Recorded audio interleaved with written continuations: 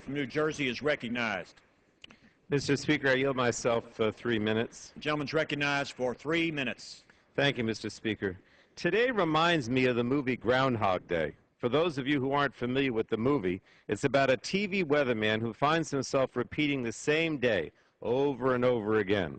No matter what he does, he's stuck on the same day. Does that sound familiar? Well, I think it does. Today we will take yet another show vote on repealing the Affordable Care Act, which will never become law. In fact, we're wasting 2 days debating its repeal when Congress should be focusing on jobs and reducing the deficit. This exercise in futility does nothing but attempt to turn the clock back on all the many benefits already in place for Americans across this country. Meanwhile, puts insurance companies back in charge of Americans' health care, increases costs and cuts benefits for Medicare seniors, and eliminates $40 billion in tax credits to help make insurance more affordable for small businesses.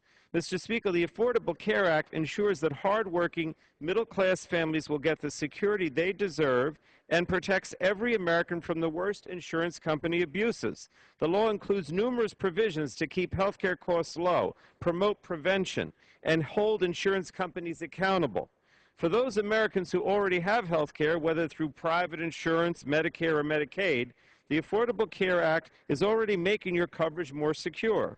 For example, insurance companies no longer have unchecked power to cancel your policy, deny your child coverage due to a pre-existing condition, or charge women more than men.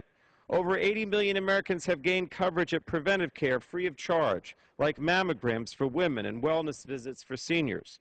Nearly 13 million Americans will receive a rebate this summer because their insurance company spent too much of their premium dollars on administrative costs or CEO bonuses.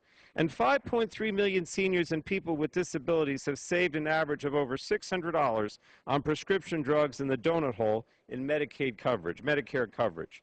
6.6 million young adults have been able to stay on their parents' plans until the age of 26, including 3.1 million young people who were newly insured. And I hear about this all the time when I'm home in my district. And for those Americans who don't yet have health insurance, help is really on the way. Starting in 2014, the Affordable Care Act will offer an array of quality, affordable private health insurance plans to choose from. If someone can't afford insurance, or for a small business that wants to provide affordable insurance to their employees, tax credits are available that make coverage affordable. The result of this repeal, which the Republicans are putting forth today, is to basically say that millions of middle-class Americans will lose out on new health freedoms and new health coverage that make a positive difference in their lives. Rather than refight these old partisan battles by starting over on health care and repealing basic protections that provide security for the middle class, Congress needs to work together to focus on the economy and create jobs. The House Republican leadership would do well to seek bipartisan solutions to jobs and the economy instead of seeking this repeal. I reserve the balance of my time. The gentleman from New Jersey reserves the balance of his time. The gentleman from Michigan is recognized. Mr. Speaker, I would yield 2 minutes to the Chairman Emeritus of the Energy and Commerce Committee, the gentleman from Texas, Mr. Barton.